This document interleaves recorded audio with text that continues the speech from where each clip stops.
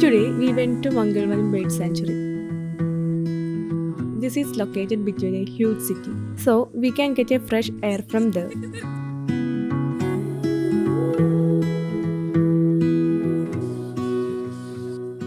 There were so many visitors, including foreigners.